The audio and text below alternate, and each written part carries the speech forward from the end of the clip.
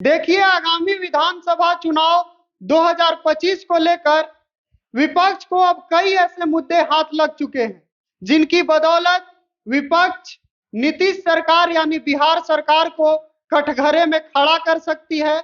और आपको बता दें कि खबर यह भी है कि नेता प्रतिपक्ष तेजस्वी यादव अब जल्द ही 17 अगस्त को बिहार की यात्रा पर निकलने वाले हैं।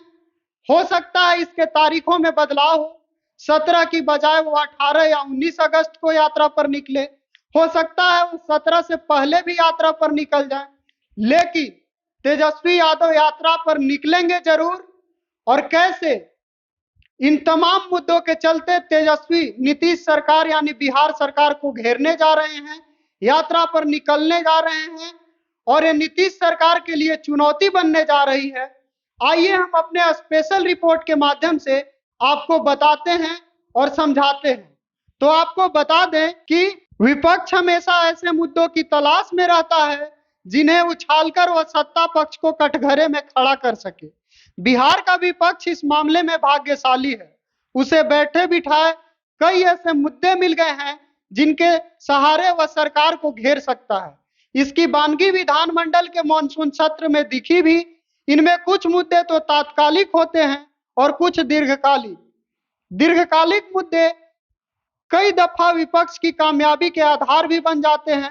बिहार में मौजूदा वक्त में 4 ऐसे मुद्दे विपक्ष के हाथ लगे गए हैं जिनके सहारे वह सरकार को घेर सकता है।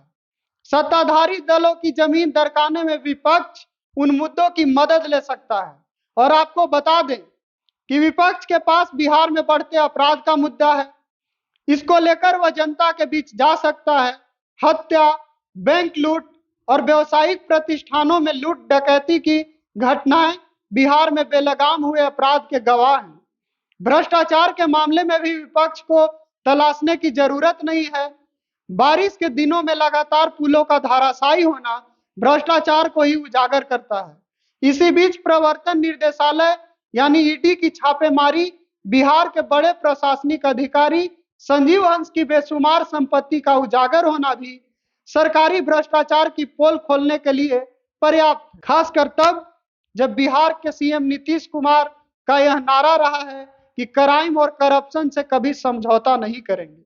पुलों के ढहने की घटनाओं और अपराधियों का तांडव और संजीव हंस जैसे मुख्यमंत्री के भरोसेमंद अधिकारी के असलियत सामने आने के बाद विपक्ष शायद ही चुप रहेगा। और नीति आयोग के पैरामीटर का हवाला देकर केंद्र सरकार ने बिहार को विशेष राज्य का दर्जा देने से साफ मना कर दिया है।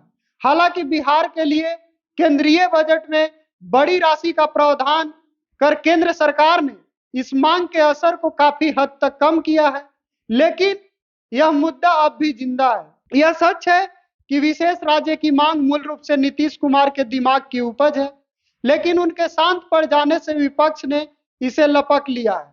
बिहार में इंडिया ब्लॉक का नेतृत्व करने वाले आरजेडी के नेता तेजस्वी यादव इस मुद्दे पर सर्वाधिक उछल रहे हैं। इससे एक संकेत तो मिल ही रहा है कि विपक्ष अगले साल होने वाले विधानसभा चुनाव में इस मुद्दे को जरूर उठाएगा। आरजेडी के साथ सरकार चलाते नीतीश कुमार ने जाति सर्वेक्षण का काम कराया। बिहार की इस मांग को भी केंद्र सरकार ने खारिज कर दिया था। राज्य सरकार ने अपने खर्च से यह बड़ा काम किया। इसकी राष्ट्रीय स्तर पर चर्चा भी हुई। झारखंड समेत कई अन्य राज्यों ने भी अपने स्तर से जाति सर्वेक्षण कराने की सुगबुगाहट दिखाई। कांग्रेस ने तो राष्ट्रीय स्तर पर जाति जनगणना का वादा तक कर दिया। हालांकि सत्ता न मिल पाने के कारण कांग्रेस का यह वादा पूरा नहीं हुआ। बहरहाल बिहार सरकार ने न सिर्फ जाति सर्वेक्षण कराया, बल्कि इसकी उपयोगिता साबित करने के लिए आरक्षण की सीमा में भी संशोधन किया।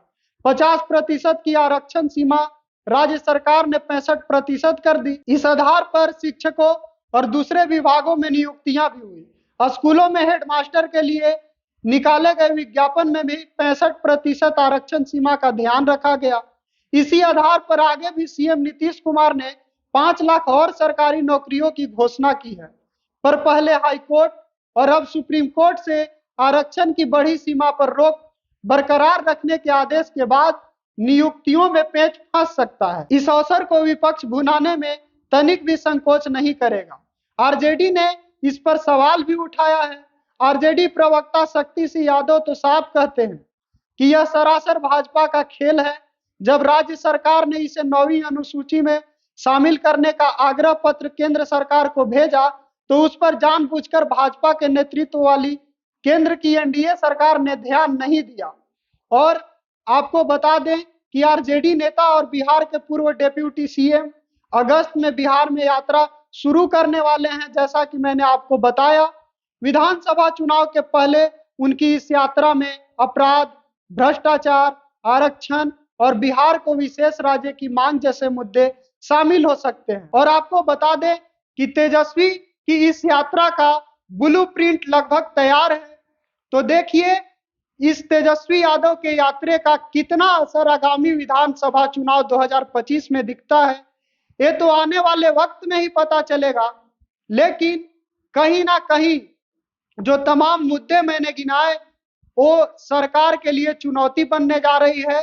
तेजस्वी यादव इन सब मुद्दों को लेकर अब बिहार की यात्रा पर निकलने वाले हैं।